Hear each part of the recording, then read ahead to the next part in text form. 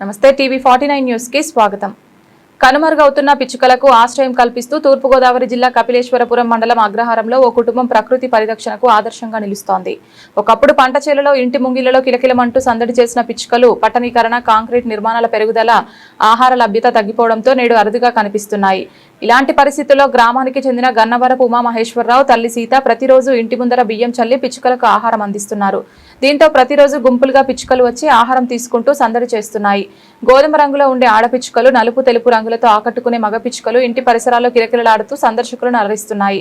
ఈ దృశ్యాన్ని చూసేందుకు స్థానికులు కూడా ఆసక్తి చూపుతున్నారు. పిచ్చుకల వంటి చిన్న పక్షులను సంరక్షించడం ప్రతి ఒక్కరి బాధ్యత అని, ఇళ్ల వద్ద కొద్దిగా ధాన్యం, నీరు ఉంచడం ద్వారా వాటి మనుగడకు తోడ్పడవచ్చని గ్రామస్తులు సూచిస్తున్నారు.